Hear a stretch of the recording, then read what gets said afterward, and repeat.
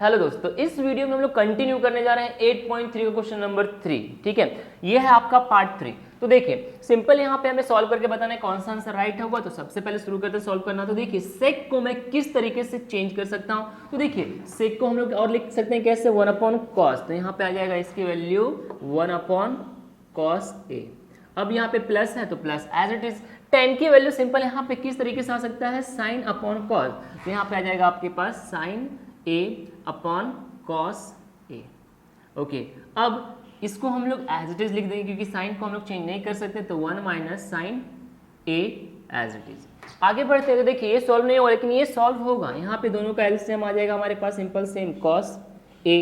अब यहाँ पे cos a को 1 से मल्टीप्लाई करेंगे तो cos a आएगा, तो ऊपर 1 से मल्टीप्लाई होने के बाद यहाँ पे 1 ही रह जाएगा। अब यहाँ पे plus as it is cos a into 1 जा cos a, तो यहाँ पे 1 से मल्टीप्लाई होने के बाद यहाँ पे ये भी क्या हो जाएगा आपके पास sin a ही रह जाएगा। अब यहाँ पे जो है ये as it is 1 - sin a।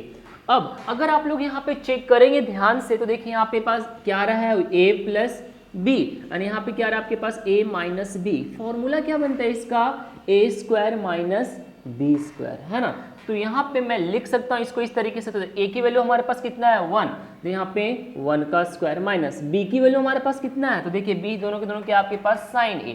तो यहाँ पे आ जाएगा sin a का स्क्वायर। नीचे जो है वो कंटिन्यू आपका क्या आपका cos a, तो ये हो गया आपके पास cos a।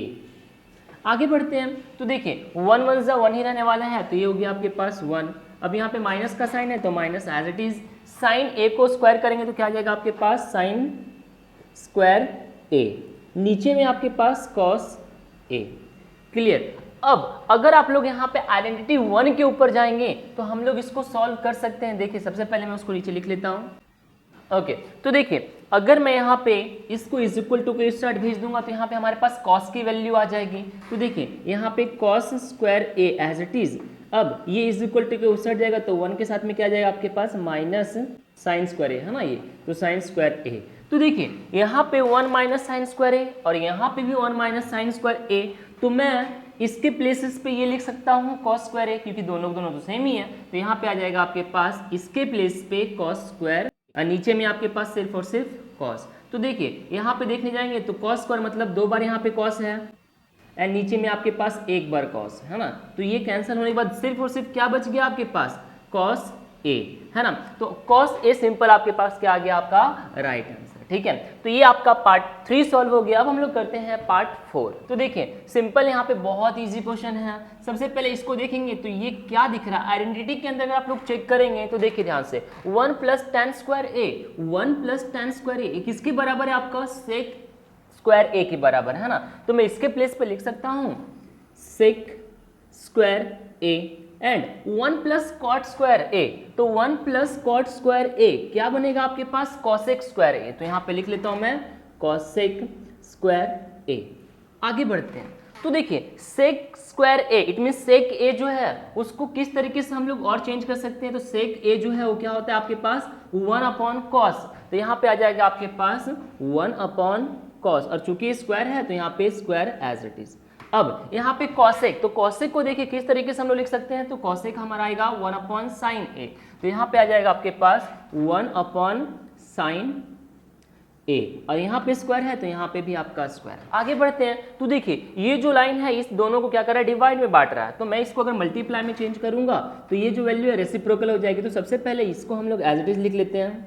अब इसको हम लोग रेसिप्रोकल करेंगे तो नीचे वाला वैल्यू जो है ऊपर चला जाएगा। तो यहाँ पे आ जाएगा आपके पास साइन स्क्वायर a ये ऊपर एंड ये जो है वो नीचे 1।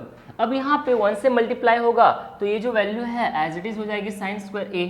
अब ये जो नीचे वाला वैल्यू है cos स्क्वायर a को मल्टीप्लाई करेंगे 1 के साथ में तो यहाँ पे आ जाएगा आपके पास cos स्क्वायर a। अब अगर आप लोग ध्यान से हमारे देखेंगे तो यहाँ पे साइन स्क्वायर a/cos स्क्वायर है ना, मतलब sin/cos क्या होता है आपके पास tan। तो यहाँ पे आपके पास क्या आ जाएगा इसकी वैल्यू tan और यहाँ पे दोनों में स्क्वायर है तो यहाँ पे स्क्वायर a। ठीक है, तो चेक कीजिए इन चारों ऑप्शन में कौन सा ऑप्शन आपका राइट हो जाएगा, सिंपल D1, है ना, tan स्क्वायर a। ओके, और इसी के साथ में हमारे पास क्वेश्चन नंबर 3 पूरा सॉल्व हुआ। अब हम लोग मिलते हैं क्वेश्चन नंबर 4 पे। तब तक के लिए bye bye, take care, thank you so much.